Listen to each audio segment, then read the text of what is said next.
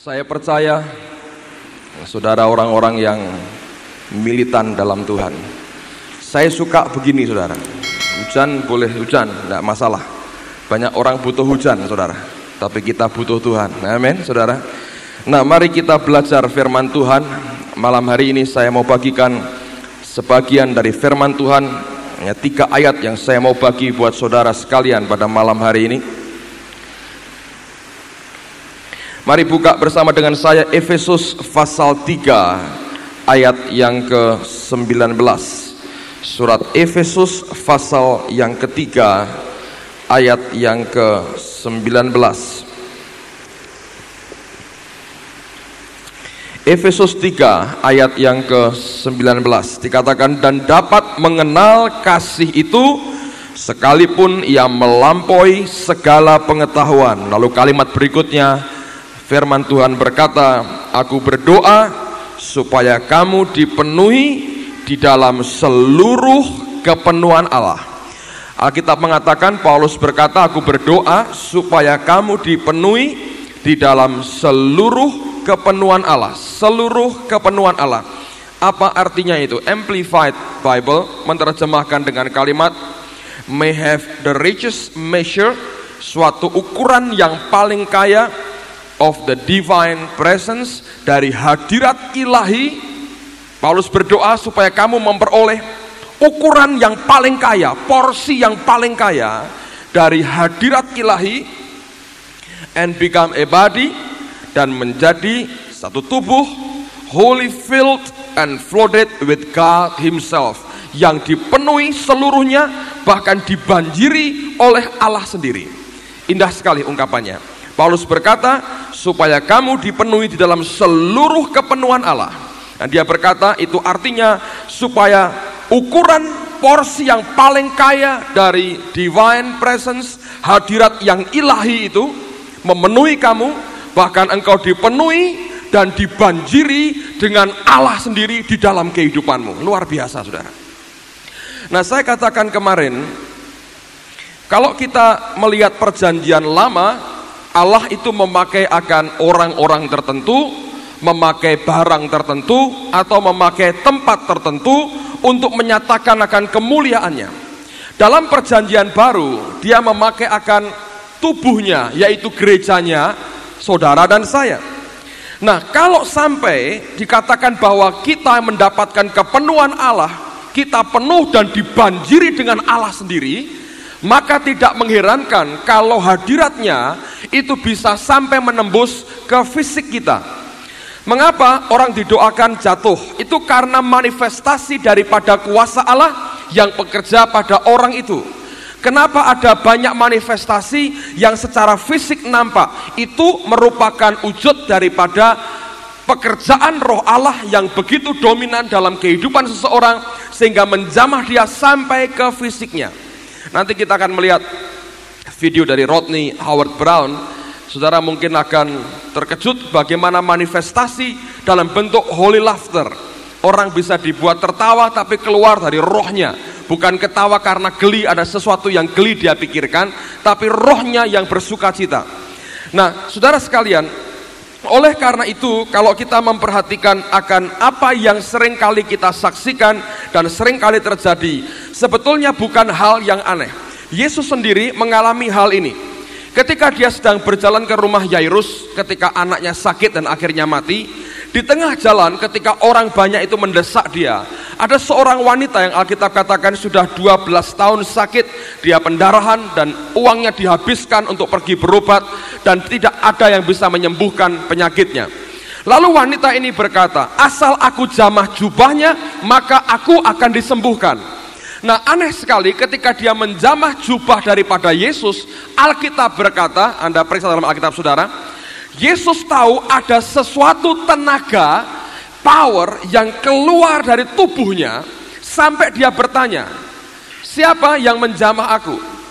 Nah, murid-muridnya berkata, Yesus katanya, ini begitu banyak orang mendesak engkau, ada banyak orang yang menempel akan tubuhmu, ada banyak orang memegang menjamah engkau. Kenapa engkau bertanya siapa menjamah aku? Nah, yang luar biasa, Yesus mengerti kalau orang jamah dia asal menjamah, dengan menjamah dengan kehausan dan kelaparan akan kuasa Allah dalam kehidupannya. Saudara, ketika wanita ini beriman, asal aku jamah jubahnya, aku akan sembuh. Dia berkata, mungkin Tuhan tidak punya waktu buat aku, tapi asal aku jamah jubahnya saja, aku akan disembuhkan. Nah, iman seperti itu yang muncul dari kehausan dan kelaparan akan Tuhan yang begitu besar, ketika dia jalankan, dia praktekkan, Yesus mengatakan ada tenaga yang keluar dari tubuhnya. Artinya secara fisik Yesus merasakan ada sesuatu yang keluar dari tubuhnya. Kalau Anda masuk dalam pelayanan roh seperti itu, saudara akan bisa merasakan bahwa dunia spiritual itu bisa dirasakan. Bahkan dalam tingkat tertentu fisik kita bisa merasakannya. Saya mengalami beberapa kali, saudara. Kalau seandainya saya mendoakan seseorang atau mendoakan banyak orang, saya tahu kapan saya harus mulai, saya tahu kapan saya harus berhenti. Kenapa? Karena saya merasakan itu. Tidak asal tumpang tangan, tapi saya ngerti kapan saya harus berhenti. Kenapa saya harus berhenti? Kadang-kadang, saudara, ini seperti begini ya, yang saya rasakan begini. Seperti ada sesuatu yang mengisi hidup saya, hati saya. Ketika saya menumpangkan tangan, saya tahu ada sesuatu yang dialirkan. Namun pada saat tertentu, tiba-tiba itu berhenti, dan saya merasa hilang. Apa yang di dalam ini, yang tadinya begitu meluap-luap, tiba-tiba lenyap. Pada waktu itu hilang, saya tahu saya harus berhenti. Kalau saya teruskan, tidak akan ada apapun yang terjadi, saudara. Atau yang kedua, dalam pelayanan pengalaman selama setahun lebih ini, kalau sampai menumpangkan tangan misalnya, kadang-kadang ketika masih belajar, kita susah membedakan mana gerakan dari roh Tuhan, mana yang karena emosi manusia. Nah, begitu emosi manusia, kita mulai melangkah sedikit, mulai coba mendoakan, menumpangkan tangan, ternyata tidak ada apa-apanya. Dan di sini tahu bahwa ini bukan yang dari Tuhan, saudara. Ngerti? Nah, bahkan apa yang dia mau kerjakan, kita harus belajar untuk mentaati dia. Kalau dikerjakan semau-maunya, enggak bisa. Jadi kalau ada orang berkata, itu semau-maunya, itu miliknya, itu dia hebat, bukan sebetulnya. Hanya karena ketaatan untuk menjalankan instruksi dari Tuhan, hanya itu saja. Nah, hal yang sama dengan kehidupan saudara dan saya. Ketika rohnya melanda kita, ada banyak anak Tuhan yang tidak bisa memanfaatkan momentum itu. Ambil contoh seperti yang terjadi tadi. Tiba-tiba kuat sekali. Dan cara dia bekerja beda. Kita nggak pernah bisa mempredik, menduga kapan dia bekerja. Ketika dia turun, sebetulnya setiap kita harus bertanya, Tuhan, apa yang harus aku perbuat sekarang? Lalu kita punya hati siap. Nanti Roh Kudus dalam hidupmu, yang saya katakan kemarin, mengerti akan apa yang Bapak sebetulnya inginkan, itu akan memberitahukan kepada saudara. Nah, apa yang dia beritahukan kepada saudara, itu harus dikerjakan. Dan hasilnya pasti dahsyat. Kenapa? Karena iman itu berasal dari rema sebetulnya. Rema itu apa? Bagian dari logos, firman Tuhan, yang dihidupkan oleh Roh Kudus, diberikan khusus kepada kita pada saat yang khusus. Nah, kalau kita terima rema, artinya itu merupakan pekerjaan Roh Allah. Paulus berkata, kita punya roh iman yang sama, spirit of faith yang sama. Nah, kalau dia berkata sesuatu, kita harus berbuat sesuatu, dikerjakan dalam kehidupan kita. Itu akan mampu memberikan perubahan yang besar dalam kehidupan kita. Ada beberapa teman bersaksi, saya dengar dari kemarin orang-orang mulai bersaksi bagaimana Tuhan menyembuhkan dia dari penyakit yang ada setelah didoakan. Apa sebetulnya rahasianya? Rahasianya adalah satu, kerajaannya akan turun sejalan kalau kehendaknya jadi. Kalau kehendak Tuhan dituruti, pada saat yang sama kerajaan surga akan turun di tengah-tengah kita. Nah, waktu kerajaannya turun di tengah-tengah kita, itulah saatnya kuasanya dinyatakan. Yesus berkata begini, kalau aku mengusir setan dengan kuasa roh Allah, itu tandanya bahwa kerajaan Allah sudah turun datang di tengah-tengahmu. Jadi Roh Kudus itu selalu keterkaitannya dengan ketaatan kita atas perintahnya. Ambil contoh begini, saudara. Misalnya, tapi ini contoh yang tidak baik sebetulnya ya. Tapi saya akan berikan supaya gampang. Begini, ada peraturan begini. Siswa tidak boleh les dengan gurunya sendiri. Tidak boleh. Kalau siswa les dengan gurunya sendiri, repot. Ujian bocor semua. Ya, karena tiap bulan kita memberikan imbal jasa kepada guru yang ngelesi kita. Nah, kalau itu imbal jasanya lebarannya dikasih, Paskah dikasih, Natal dikasih, lalu apa? Kebangkitan Tuhan ya dikasih terus, nanti lama-lama kan gurunya sungkan, ujian bocor semua itu soal-soalnya. Jadi ada peraturan kalau sampai ngelanggar dua-duanya kena skorsing. Nah, kalau seandainya ada sekolah yang tidak ada peraturan seperti itu, lalu Anda les dengan guru tertentu. Nah, kebetulan ini guru yang killer. Nanti kalau les itu cari guru yang killer, saudara, yang suka membanteni murid. Tapi kalau muridnya sendiri kan tidak dibantai, karena dia gengsi kan. Lalu biasanya kita minta les dengan dia. Nah, biasanya begini, saudara. Guru-guru itu memang sebetulnya akan memberitahu ujiannya kira-kira keluarnya apa. Dia akan tahu dari soal-soal teman-temannya yang lain bahwa kira-kira ujian akan seperti ini. Nah, kalau kemudian sampai akhirnya kita les, lalu guru ini berkata pada kita, sekarang mari kita latihan soal gitu. Nah, itu biasanya tanda menjelang ujian bahwa kira-kira ya itulah yang akan keluar, saudara. Lalu kita diberi soal-soalnya dan dia berkata, pelajari ini. Kalau sampai kita tidak mau mempelajari, yang rugi siapa, saudara? Kita sendiri.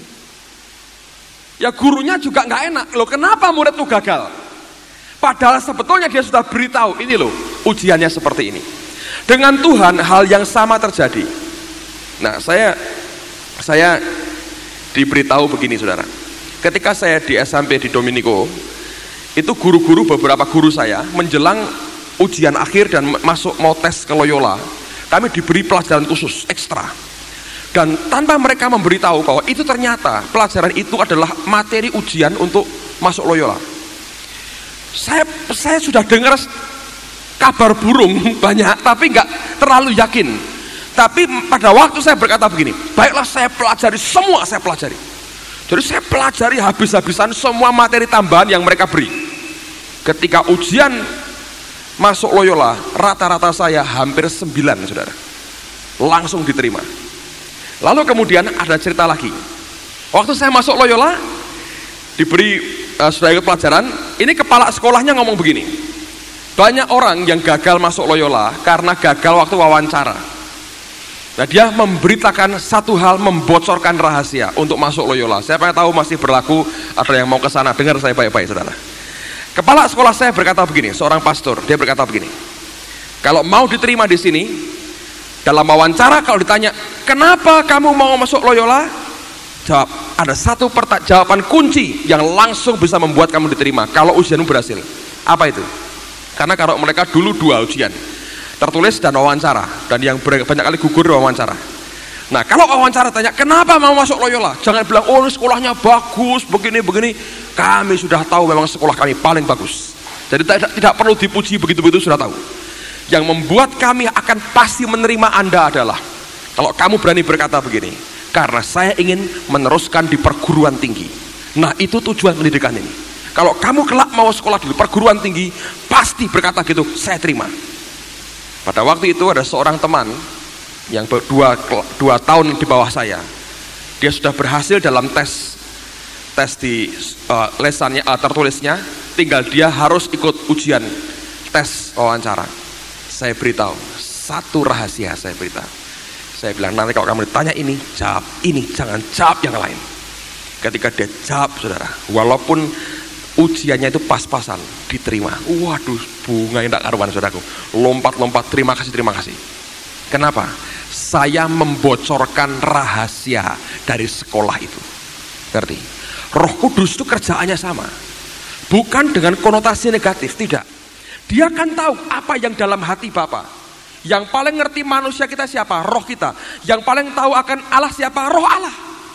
Nah, roh Allah yang tahu segala-galanya ini ngerti apa yang Bapamu sebetulnya inginkan dan sediakan buat kamu.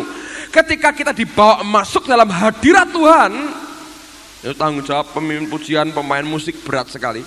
Kalau mereka mampu menyenangkan hati Bapa, meraba persis kehendak Bapa, maka dia akan turun ketika kehendaknya jadi, kerajaannya akan turun. Ketika kerajaannya turun, Roh Kudus akan membisikkan kepada kita. Itu contohnya seperti Musa. Musa itu hampir dibunuh Tuhan sendiri. Untung istrinya ngerti apa yang harus dibuat. Siapa yang membocorkan? Roh Kudus. Dibisiki istrinya Sipora itu. Gini. Dia kerjakan, Musa nggak jadi mati. Jadi Roh Kudus ini untuk kepentingan kita membocorkan apa yang Bapak inginkan. Dan itu memang tugasnya dia. Bapak mau dia buat begitu. Kalau Anda abaikan, siapa yang rugi? Kita sendiri, saudara. Makanya belajar, bukan cuma di gereja engkau merasakan hadirat Tuhan. Gereja menurut saya sebagai tempat untuk kita bersama-sama, lebih gampang tentu. Nanti kalau pulang ke rumah, di tempat kita masing-masing, belajar, bergaul, bersekutu dengan dia. Karena ini yang membocorkan semua ujian Anda ini. Kalau Anda nggak punya ini, blank, nggak ngerti apa-apa. Apa yang harus kuperbuat, kita nggak pernah mengerti. Jadi rahasianya cuma satu, belajar untuk meraba apa yang dia mau sampaikan dan taati, saudara. Kalau kita berani mengerjakan ini, oh luar biasa, saudara. Dari hal yang paling sederhana sampai hal yang paling rumit, dia mampu memberikan pertolongannya dalam kehidupan kita. Amin, saudara. Saya mau saksi sedikit ya. Ini kejadian sudah lama sekali, tapi saya belajar sesuatu. Kadang-kadang dia sense of humornya tinggi, rasa humornya Tuhan itu tinggi. Satu kali begini, saya diundang satu kota, pelajar yang undang saya. Pelajar, ya saya sudah tahu ini anak-anak ini hebat, tapi secara keuangan mereka lemah. Jadi saya ngerti, saya ke kota itu, saya beli tiket pulang pergi. Saya punya kebiasaan kurang baik.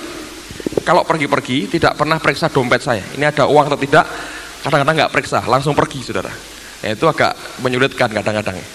Saya ke kota itu, saya sudah bawa tiket pulang pergi 2, jadi saya sudah aman. Datang khotbah, terus saya khotbah, busnya langsung ke airport. Sampai di airport, ditinggal. Ternyata pesawatnya sudah berangkat. Jadi harus pakai flight berikutnya agak sore.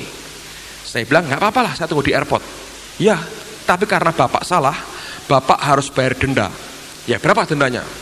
Dilihat sama dia, kalau tidak salah pada waktu dia minta 15.000 rupiah dendanya. Oke, saya bayar. Lupa nggak periksa dompet.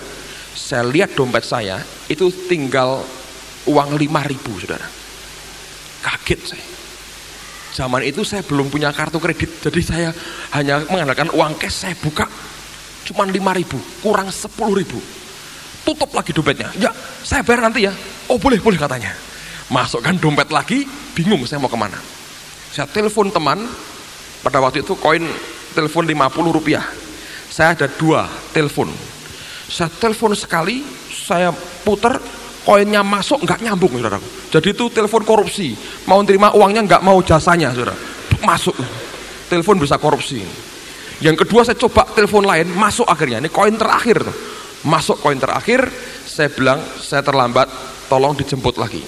Mereka jemput lagi sampai airport, saya balik ke tempat saya nginep. Di tempat saya nginep ada 2 teman hamba Tuhan yang saya kenal baik sekali. Kalau saya berkata gini, tolong pinjam 10.000, diberi nggak? Pasti diberi. Saya ngomong terus terang, diberi nggak? Pasti diberi. Ini mereka orang-orang baik. Waktu mau masuk rumah sudah mikir begitu. Di sini bicara, berani tidak usah minta orang. Berani hanya berharap kepadaku. Mikir, saudara. Tapi ini keras ini. Kalau Tuhan yang suruh, berani. Saya berkata begitu. Kalau gitu, masuk kamar, tidur. Jangan temui orang. Nanti iman bisik-bisikmu keluar gitu. Yaitu iman bisik-bisik itu, bantu doalah saya ini kurang 10.000. Itu padahal minta sebetulnya, saudara ya. Itu namanya iman bisik-bisik, saudara. Lalu saya masuk, saya bilang, wah sorry saya terlambat nih, saya mau tidur tapi capek sekali. Ya sudah, saya masuk kamar, nyalakan AC-nya, saya tidur.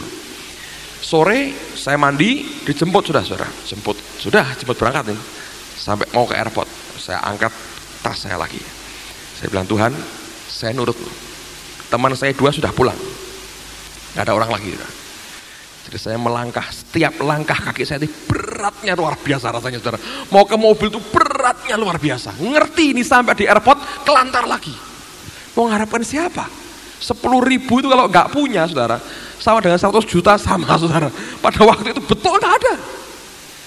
Roh Kudus berkata, kamu sudah bilang berani. Saya bilang, dengan pertolonganmu Tuhan.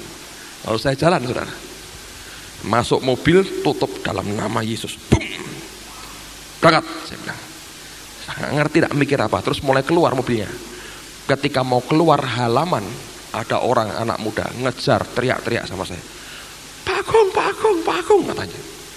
Saya bilang, ada orang cari saya. Sebentar, ini mungkin biasanya minta pelayanan atau apa. Saya pikir sudah mau cepat-cepat. Saya keluar, ada apa? Pak, puji Tuhan Pak. Tuhan suruh saya. Ini ada berkat Tuhan buat Bapak. Oh ya, ini saya tahu kalau ini, saya bilang. Ini saya sudah yakin ini masih Tuhan yang suruh. Pasti dari Tuhan. Kau Bapak tahu ada ceritanya, panjang saya bilang itu. Dia berikan sama saya, dan itu uang puluhan kali lebih banyak dari yang saya butuhkan pada waktu itu saudara. Berani sama Tuhan begitu. Oh ya, saya pernah cerita ada hamba Tuhan lebih hebat lagi menurut saya dan lebih konyol ceritanya. Namanya Michael Ross Watson. Saya pernah ceritakan. Ini orang Inggris, istrinya pengangkat anak beberapa anak orang Madura, saudara. Pernah tinggal lama di Madura. Ini menurut saya Tuhan lebih tanda petik sadis lagi. Dia di Jakarta, Tuhan ngomong gini, berangkat ke Surabaya, ada pelayanan di sana. Dia kontak orang Surabaya, betul, mereka lagi cari dia, diundang ke Surabaya. Dia hanya punya uang beberapa ribu rupiah, dan uang itu cukup untuk ongkos dari tempat dia naik bis Damri ke Cengkareng. Oke, jadi dengan beberapa ribu rupiah tuh, nggak sampai 10.000, itu uang terakhirnya dia. Jadi orang bule bisa nggak punya duit tuh, saudara, saya beritahu ya. Jangan pikir orang bule semua kaya. Ini belajar ketaatan. Saudara akan diajar Tuhan dari waktu ke waktu seperti itu. Sampai di Cengkareng, antrian ke Surabaya itu panjang sekali. Dia antri, tidak punya uang, tidak punya kartu kredit, tidak punya apa-apa, ikut ngantri. Orangnya tinggi besar. Jadi selama ngantri cuma lihat-lihat, siapa tahu ada teman jemaat gitu ya. Siapa tahu ini jemaat yang mau bayarin, siapa tahu ada yang murah hati. Enggak ada. Tidak ada orang kenal dia. Nah, setelah satu gitu, ini kan maju kan. Akhirnya tinggal beberapa orang, saudara. Di depan dia persis ini ada om-om gitu, setengah tua, agak pendek. Sudah megang uang di tangannya, sudah gelisah, ini om sudah gelisah. Ketika makin dekat, nggak ada uang. Dia hanya berdoa, Tuhan, Engkau yang suruh loh Tuhan, Engkau yang suruh loh, Engkau yang suruh. Saya interlokal Surabaya, mereka istiqomah pelayanan. Kalau saya nggak datang gimana? Engkau yang suruh loh. Bahkan kalau sekarang nggak ada pun, nggak untuk pulang ke tempat nginep nggak bisa, karena uangnya habis naik bis Damri, nggak ada uang sama sekali. Engkau suruh Tuhan, Engkau suruh Tuhan. Saudara, apa yang terjadi? Jadi sudah makin dekat, tinggal orang dua. Om tua ini sama dia. Omnya pendek, dia tinggi. Jadi antri kan. Pas jatahnya om ini sampai di loketnya, petugas berkata, maaf Pak, tiket sudah habis. Bapak bisa naik flight berikutnya. Loh, tidak bisa, saya terlambat, ada meeting bisnis penting. Ribut. Ini orang nggak ngurusi, ini ribut ya. Dia sendiri tegang. Kalau ini selesai, saya mesti ngomong apa gitu, nggak punya uang. Jadi sambil dia toleh-toleh gitu, dia ngelihat siapa tahu ada malaikat datang ngasih bawa uang, saudara. Ini om tua ribut, ngamuk rupanya, ngamuk besar dengan petugasnya. Nah ini kalau ketemu orang seperti ini senangnya luar biasa, saudara. Apa yang terjadi? Emosinya meledak. Sudah ngamuk-ngamuk, mau tenang begitu membawa uang. Di tengah puncak kemarahannya, orang ini balikkan badannya dan dia lihat tangan si Michael lagi begini, dibanting ini uang di tangannya. Nih katanya, langsung pergi pulang, saudara. Ini pendeta mau ngomong ngunci, saudaraku. Uang di depannya, pergi ini orang. Dia mau ngomong nggak bisa, nih ngeluyur pergi. Panggil taksi pulang. Dia mau manggil, ya jangan, ini sudah ada ini. Nah pada waktu itu ditanya, Bapak mau kemana? Surabaya, katanya. Namanya ini. Bayar Pak? Iya, bayar katanya. Bayar, saudara. Saya bilang, saya ketika ingat cerita itu, kenapa ya kita ini harus mati itu. Karena kadang-kadang sampai sebegitu jauh loh Tuhan itu membawa kehidupan kita. Dia yang ngerti apa yang Bapak sebetulnya sediakan. Dibutuhkan hanya satu, obedience, ketaatan. Amin, saudara. Buka surat Galatia. Ini ayat luar biasa, saudara. Galatia pasal yang kelima.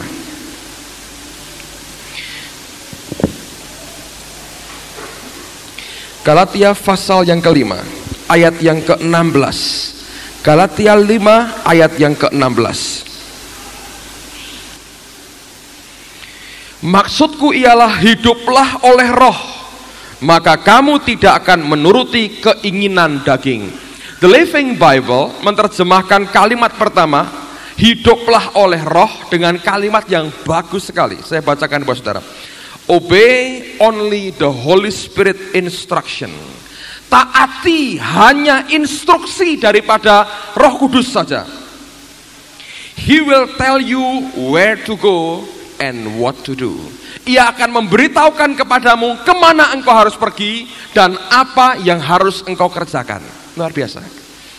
Hiduplah oleh roh itu artinya obey only the Holy Spirit's instruction. Taati saja perintah daripada Roh Kudus, instruksi daripada Roh Kudus, maka Dia akan menunjukkan kepadamu kemana engkau harus pergi dan apa yang harus engkau kerjakan. Kalau kita belajar untuk mendengar perintah daripada Roh Kudus, Dia akan memberitahukan kepada kita kemana kita harus pergi dan apa yang harus kita kerjakan. Di dalam hadiratnya, sekalipun semua berkat sudah Dia sediakan, setiap berkat rohani Dia sediakan buat kita, kalau kita tidak mampu menerimanya dan tidak mau menerimanya, semua toh tidak ada gunanya.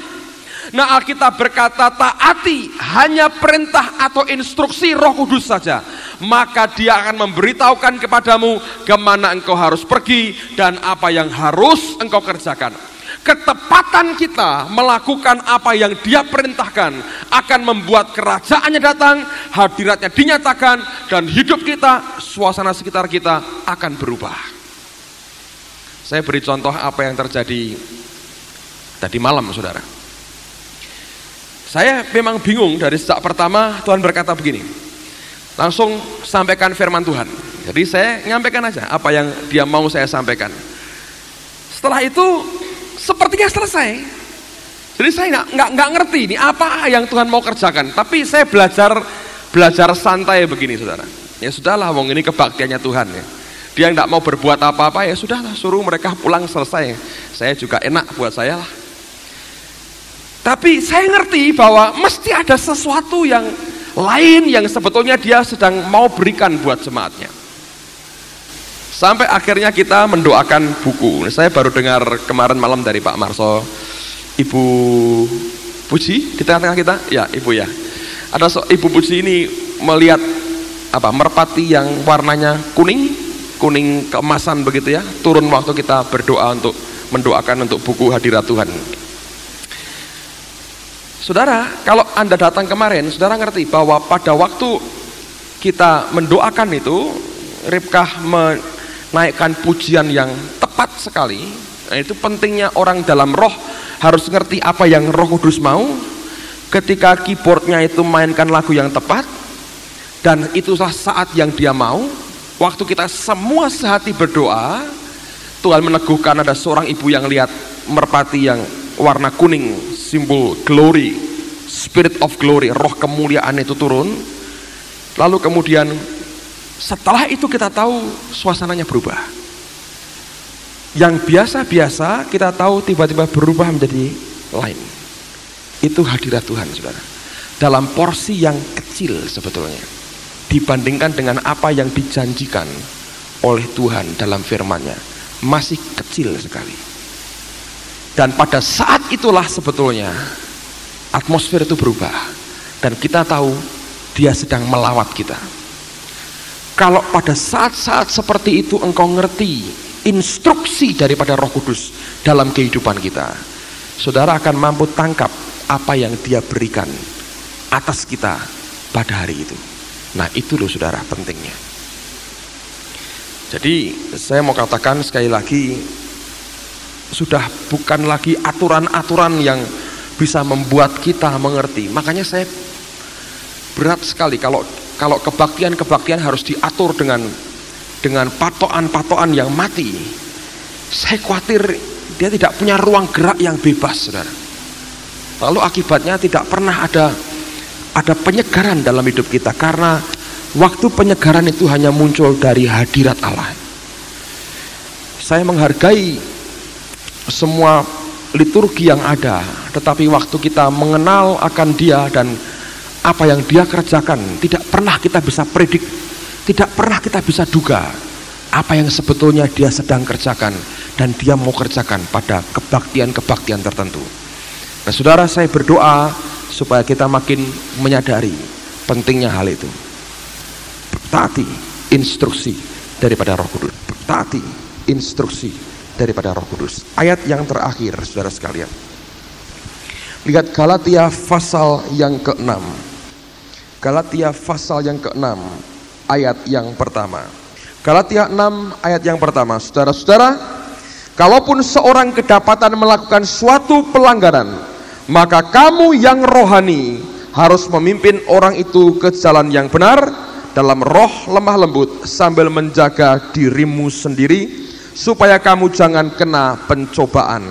Kata kamu yang rohani itu bukan orang yang aktif ke gereja, orang yang Alkitabnya tebel, orang yang jalannya kayak malaikat, bukan, saudara.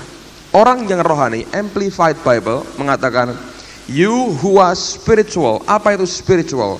Orang yang responsif to and controlled by the Spirit. Orang yang responsif, mau memberikan respon yang baik kepada Roh Kudus dan dikontrol oleh Roh Allah. Itu orang yang rohani, saudara. Bukan berapa hebatnya engkau mengerti akan ayat-ayat Alkitab, tapi sampai di mana engkau responsif, engkau meresponi Roh Kudus dan engkau sedia dikontrol oleh Rohnya. Saudara, saya berdoa sebetulnya di situ letaknya. Kalau kehendaknya jadi, kerajaannya akan turun. Kalau kerajaannya turun, itulah heavenly places, alam surgawi, tempat di mana setiap berkat rohani Tuhan sediakan buat kita. Saya dorong saudara, mulai hari ini, ambil waktu setiap hari bersekutu dengan Roh Kudus. Terus setiap hari belajar kenali Dia, belajar mengerti suaranya, belajar mengerti pimpinannya. Engkau dan saya akan dirubah.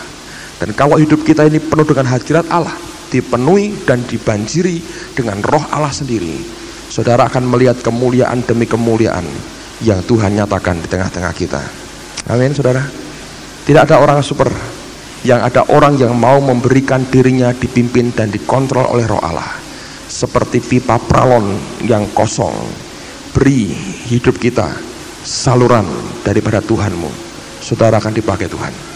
Bahkan saya mendorong saudara, ada teman yang sakit, yang butuh bantuan doa, butuh dukungan doa, datangi, doakan.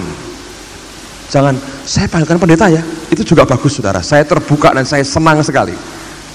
Tapi coba Anda berdoa juga untuk mereka, supaya tahu bahwa Allah memakai kita dengan cara yang sangat dahsyat.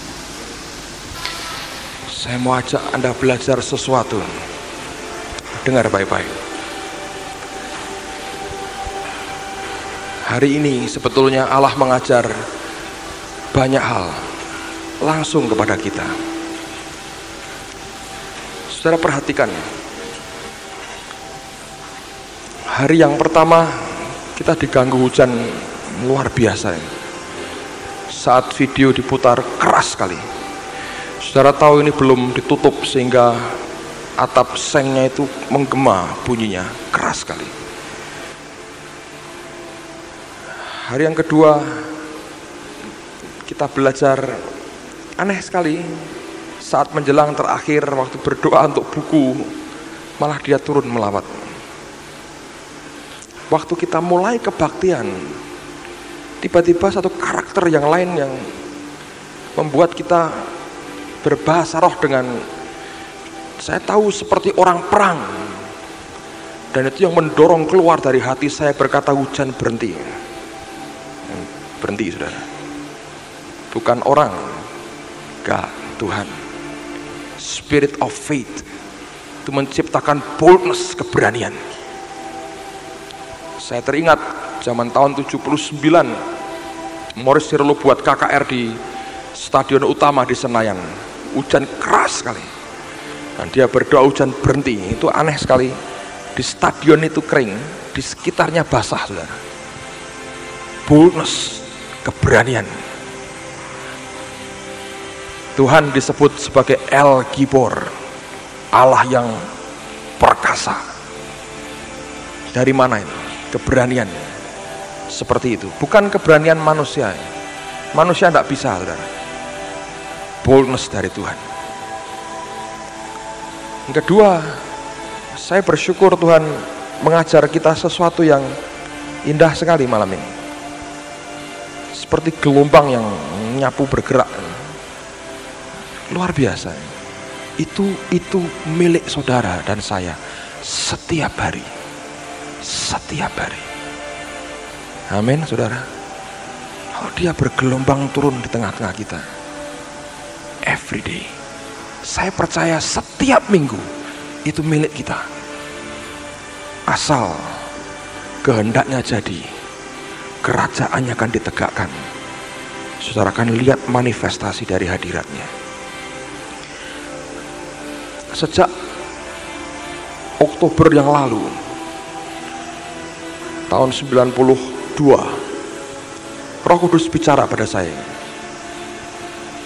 aku lawat gerejamu dengan satu syarat, ikuti apa yang aku ingin sampaikan kepada umat. Kalau Anda perhatikan, saya nggak tahu Anda bosan tidak, selama setahun penuh saya terus bicara soal salib dan nyangkal daging. Bisa dihitung berapa kali saya ngomong soal berkat.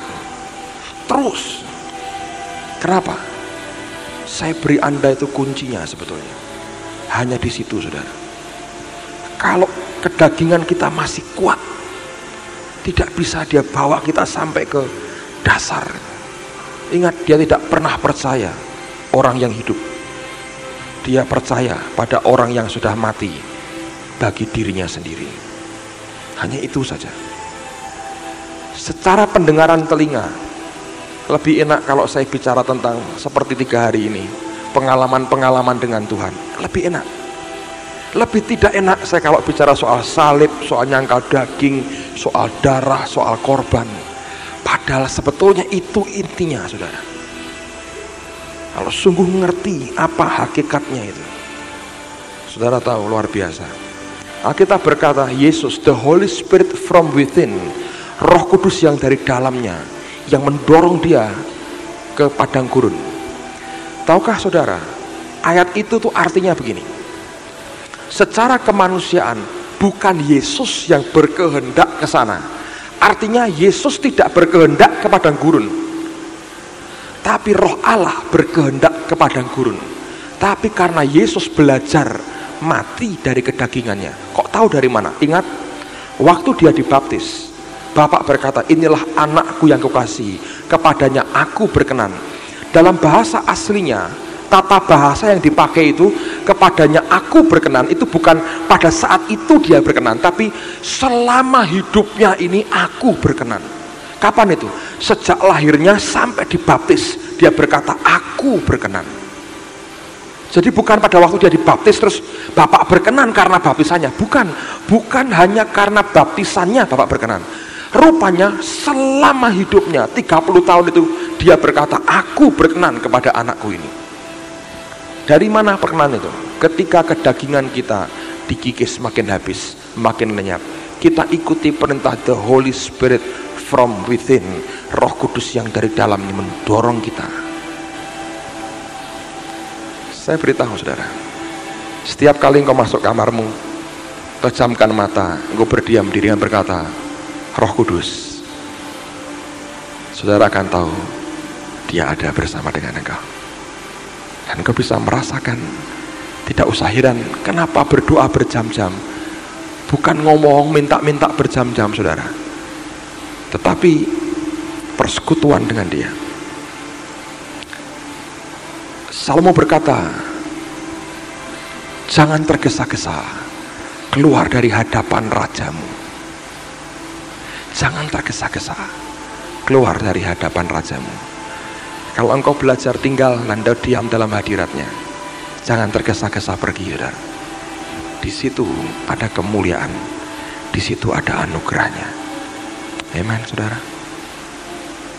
Teman-teman pemain musik, hari ini Anda luar biasa. You know the heart of the Holy Spirit. Hari pertama kurang, saya bilang. Hari ini luar biasa. Setelah mereka ngerti, mereka bisa persis masuk pada saat dia turun bekerja. Mereka bisa masuk, dan itu yang memberikan jamahan. Banyak orang berkata, Roh Kudus terbang dengan sayap pujian penyembahan kita. Dia punya healing wings, sayap kesembuhan. Ketika dia terbang, kesembuhannya di mana-mana, saudara.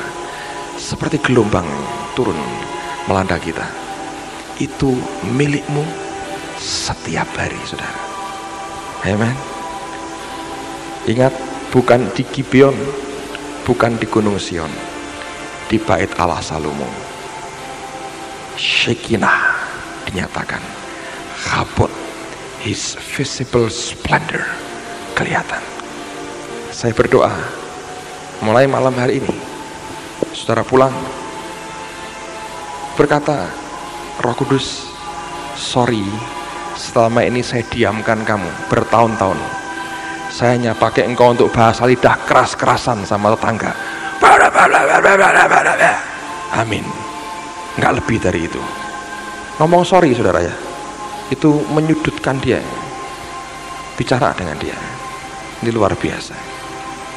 Beberapa kali dalam pengalaman hidup saya, bahkan sering kali ketika dia mengajar, ketika saya duduk, saya seperti lihat ada orang duduk di depan saya ini, dan dia bicara tentang firman Tuhan, meninggikan Yesus, buka rahasianya. Saya berdoa pengalaman yang sama jadi milik saudara. Sejak Desember tahun lalu, beberapa kali dalam kebaktian, saya sering kali berkata, saya ngelihat di belakang sana ada seperti semacam kabut tipis yang di atasnya. Hari ini saya lihat hal yang sama, kelihatan sekali. Saya berdoa satu kali, saudara, dibuka mata rohanimu untuk melihat akan kemuliaannya. Itu yang membuat kita bisa bertahan dan kuat, saudara. Ngerti? Engkau boleh dihantam, diterpa badai. Setiap kali matamu melihat akan penyertaannya, engkau tahu dan engkau tahu dan engkau tahu Tuhan bersama dengan kita. Amin, saudara. Kita berdoa bersama-sama.